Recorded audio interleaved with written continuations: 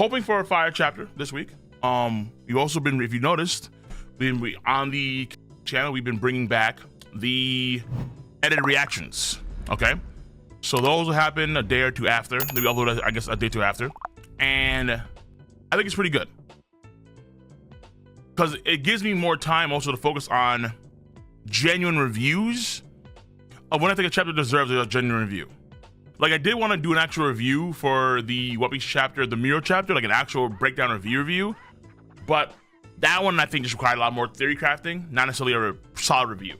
But some chapters are so important, they're so dense, they do require a genuine overall review to break down all the components. Other chapters not necessarily, it just kind of like depends. So that's the reviews will come back for chapters, but there's no guarantee that I'm going to be doing a review for every chapter. Just FYI, okay? Before you were the one doing reactions, but now you have someone helping. Yeah, that's the idea. Because I want to stream more, and I have been streaming a lot more, especially on Patreon. It's been crazy. But but because I'm streaming a lot more often, and I'm doing a lot more reaction content, not on these channels, but let's say on this channel, yeah, for sure, with the read through stuff, which I haven't gotten to just yet in full force. And a lot of the shows I do, or I guess a lot of the stories I do read through anyway, are not so popular or more obscure, unfortunately, because it's like Black Clover was the shit, and then it kind of fell out of grace. Regular Ragnarok was hype, and then people are like, meh, whatever. Chainsaw Man Part 2, I know apparently gets hype later on, but just that right now, where I am right now in the store for Chainsaw Part 2, I'm like, ooh, I don't know, man. So I've kind of lost a lot of drive for Chainsaw Part 2, but I probably just push through anyway, say fuck it, read it. But that being said, though, that all being said, remember Randy Orton edits, bro. The Randy Orton edits. Oh yeah, the face. I used to have like stories sometimes where the characters would like talk to each other while I'm doing my reaction. Yeah, there were times where, but mind you, that took a lot of times. Those reactions took a long time to get done. It took like almost every day, like the entire day, I should say, to get done. And they were great. Don't get me wrong. But right now, I don't have the time to actually do a reaction like that. Like, I could do them for sure, but that would take me a long time, particularly with other things that are going on. So I can't do them, even though I want to do them. Sakamoto Days read through. It's something that Sakamoto Days read through is something that I do maybe want to do, but right now, I think the anime is good. I know folks think the anime is dog shit only because they wanted, I think, the highest quality animation possible for Sakamoto Days, and that's not gonna happen. As a One Punch Man fan, I can tell you firsthand, not gonna happen. One Punch Man season 1 to this day is an anomaly. Like, I think very few stories out there can even match One Punch Man season 1 at its peak.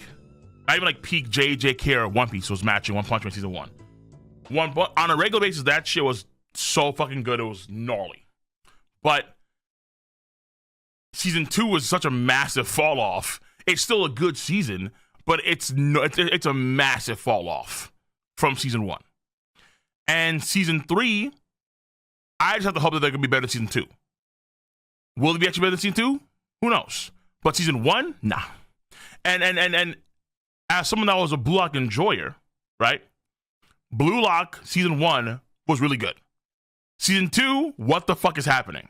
For the vast majority of the season, like, bro, you guys gotta be kidding me right now. Like, these Adobe After Effects, particle effects, something you'd see in an old school 2017 intro. Like, whoa, come on, bro. Y'all crazy. And then they picked it up at the very end. Like last two episodes, I think they were phenomenal. The last episode was phenomenal, bro. But yeah, I would like to have highest quality animation possible for sure. But they just couldn't. They just could not get it done. They just couldn't get it done.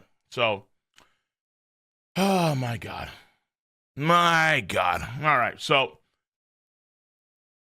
and right now, you know, One Piece fans reading pretty damn good.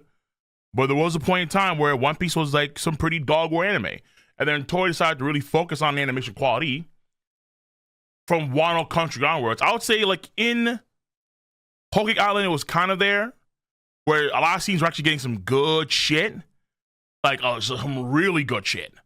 But I think Wild Country was just like, whoa, it was off the charts. Holy shit, this is phenomenal work right here. And we should be grateful for that. We should be grateful. We should.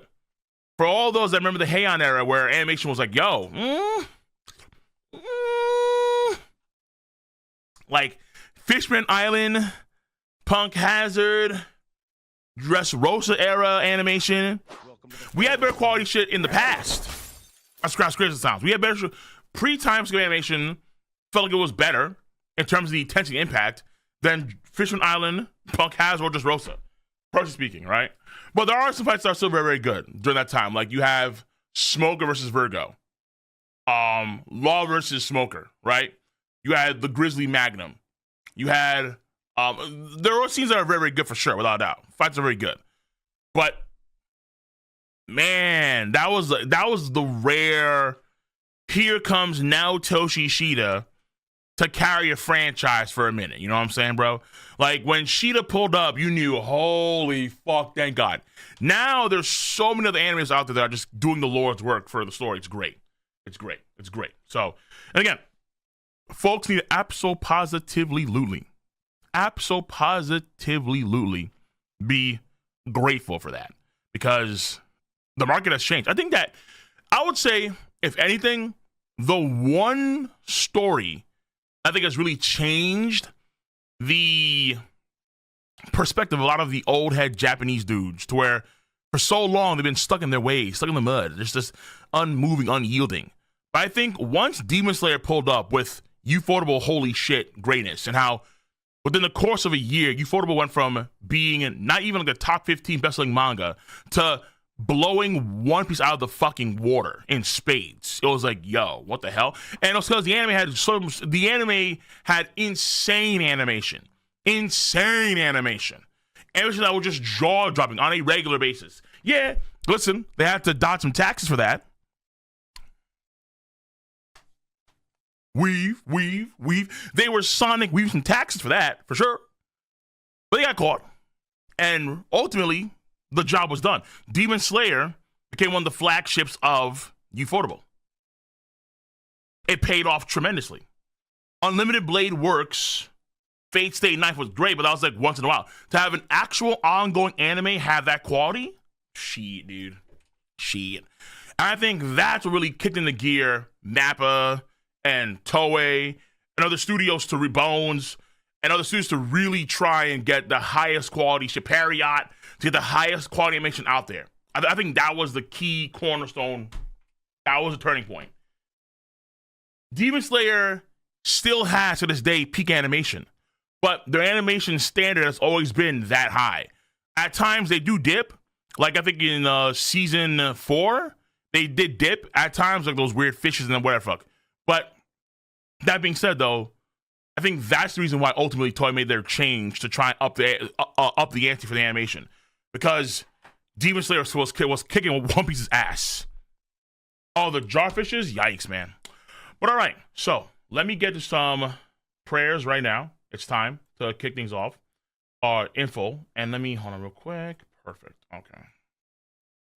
No, the prayer's going to be here now. I remember when Period was top tier in the day. If everyone forgets, Bleach was top tier anime. Yes, Bleach was top tier animation back in the day. Bleach had for sure better animation than One Piece or Naruto or Toriko or Hime Reborn or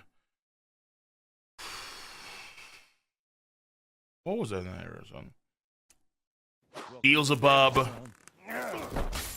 What's that one girl's face? High school girl that has insane powers that had pink hair. I forgot her name. Popular as fuck too.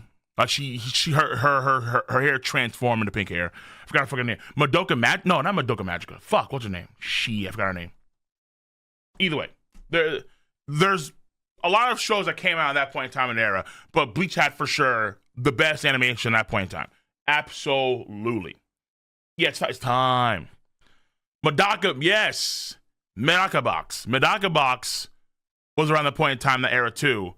But Medaka Box and all of these shows, they could not beat Bleach in the animation. Bleach had better animation across the board, for sure.